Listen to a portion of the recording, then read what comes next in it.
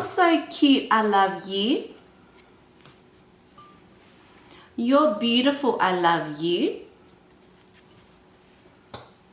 You're just impressive, I love you. I love you all.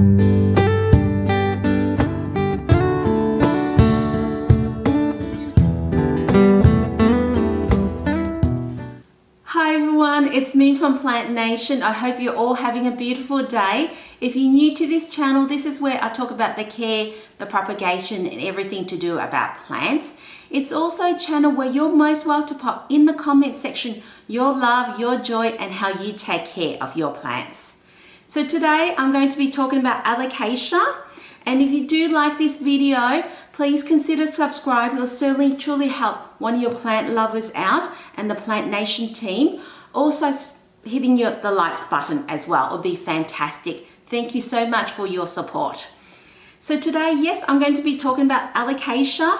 I find Alocasia a little bit more fussy. They're probably along the lines of the care of a Aglanoema, I would say, in the level of fussiness they are. I love them. I have been collecting Alocasia for the past 6 months, so I'm certainly not an expert at alocasia care, but I'd like to share some tips that I found during my plant journey.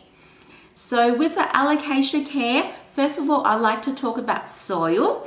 So soil, Alocasia are from the tropical area, and they do like soil that's moist, but well draining as well.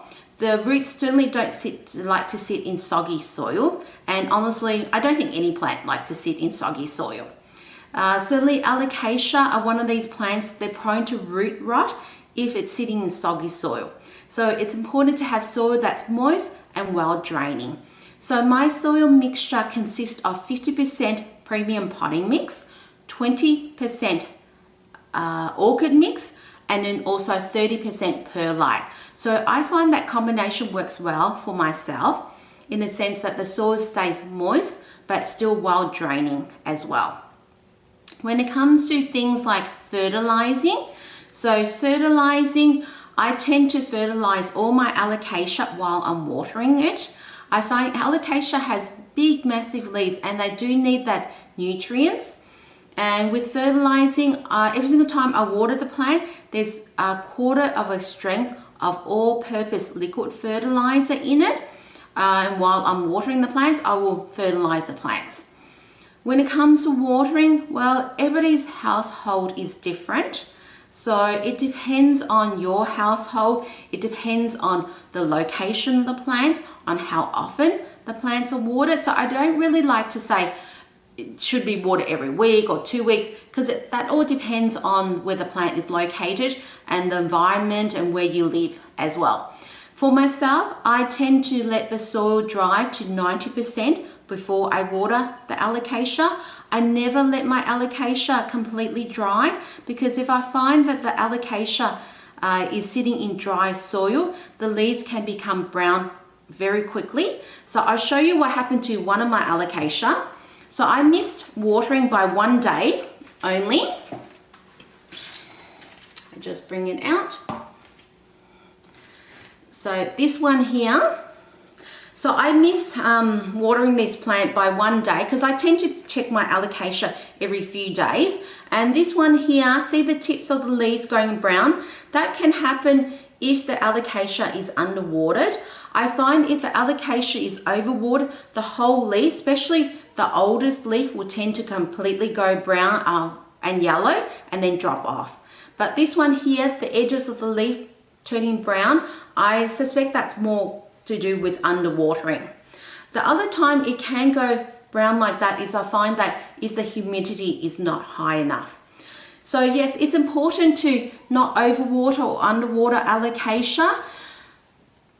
With the main part is I leave my soil to be 90% dry before I water it again, but never leaving the soil completely dry. And I find that helps to try and avoid the leaves the edges of the leaves becoming brown. When it comes to things like humidity, Alocasia love the humidity. Oh, I forgot to also mention, when it comes to watering the Alocasia, it's important to use good water. I find that these days I'm using filtered water or rainwater.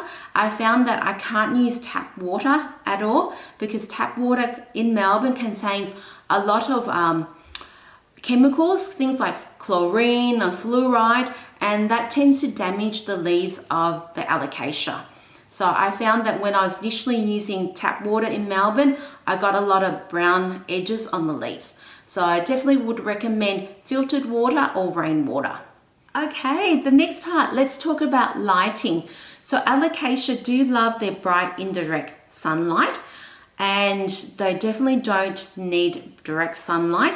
They are prone to being burnt. So all my Alocasia sit about 1 meter away from an east facing window. So they do get a little bit of morning sunlight, but the rest of the time it's pretty much just more like moderate indirect sunlight or during the day. And I find that that works well. I find that that helps to avoid the leaves becoming burnt. I think if I ever had to move my Alocasia, like if I ran out of space in my east facing window and I had to move it to say a south facing window, I'll certainly move it a lot further back away from the window to make sure that the leaves don't become burnt. So I probably move it at least 3 meters away from my south facing window, or even something like a west facing window as well. When it comes to things like pests, Alocasia I find are very, well, pest magnets really, especially if not doing well. I think that if they're not doing well, they just call all the pests around the world and they're just coming to my house, because I've had issues of things like spider mites and things like mealybugs as well. I haven't had any other form of pests, but the main ones are really the spider mites. So lately what I've been doing to try and avoid or reduce my pests is that I've been wiping the leaves down or spraying it with a solution consisting of neem oil. And I've been doing that every couple of weeks just to be more on the proactive side to try and avoid pests coming through. Okay, so when it comes to humidity, Alocasia come from tropical areas of Australia or Asia. If I am incorrect about that, just correct me in the comment section down below. Alocasia do love their humidity and they thrive the higher the humidity is.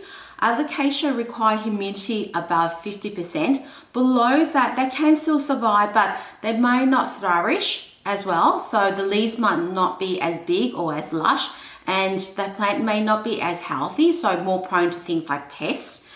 I find that to increase the humidity in my household, I don't use a humidifier at this stage, but how I do it is that, first of all, I group the plants together, or very close together.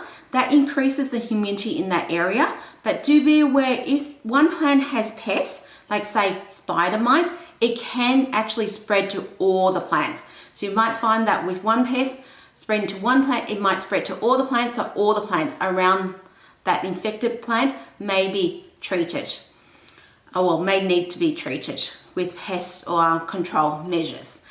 And the other part how I increase the humidity is that these plants sit on trays of pebble and water. The other thing I've done recently is that I've done a double saucer, in the sense that I've got 2 saucers here. So this is a medium-sized saucer and this is a small saucer. So I put the medium-sized saucer the correct way around, and the small saucer I just pop it on top. Then I fill all this area with water, and then I take my Alocasia and I pop it on top. So what happens is that the water around, like kind of like a moat around the plant, there's a lot of water, so it can evaporate and increase the humidity. The other part, I found that this works better than a pebble and water tray, in the sense that the actual plant 100% does not have access to the water, and the roots won't grow so that it's trying to grab onto the water down the bottom. So try that and see, let me know how you guys go. I don't miss my plants. I certainly find that with missing, I've always had issues with missing the plants, in the sense that it can cause fungus. The other part with misting is that it's only a very short period. So if I'm misting, I would have to miss it every single day. The other part, I don't think it's that healthy for the plant, because Misting is only increasing the humidity a short period. So when the plant is misted, yes, it increases the humidity short period, then it goes dry again.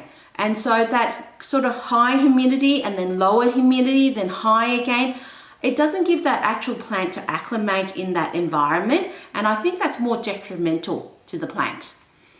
So when things come to things like temperature, Alocasia do love their warm weather. So I find that Alocasia need temperatures of at least 15 degrees, or that's 60 Fahrenheit. They do thrive more in temperatures of between 20 and 25 degrees. So that's more around about the 70 and 80 Fahrenheit. So when it comes to repotting Alocasia I find tend to like to be a little bit, I wouldn't say really root bound, but they do like to have tight feet. So they don't like to be repotted if unnecessarily. So I would repot Alocasia maybe once every couple of years, or if I'm seeing that the plant is actually very root bound. Otherwise, I'll leave it alone. I had a problem with one of my Alocasia, an Alocasia stingray, and I brought it home, and 1 month later I repotted it and it's not doing very well. I find that what happened was that once I repotted it, it was too big, the pot was too big, and first of all, the soil went soggy because there's a lot more soil in it, and I just don't think it liked being in too much soil in the first place. So definitely only repot the Alocasia if necessary, otherwise leave it alone. So that's all the tips I have in taking care of Alocasia. If you have any tips you'd like to share, please pop it in the comment section. I'd love to read about it. So you all have a wonderful day, and thank you for watching the video. If you do like this video, please consider subscribing and hitting the likes button. It will truly help one of your plant lovers out. And thank you so much. Bye.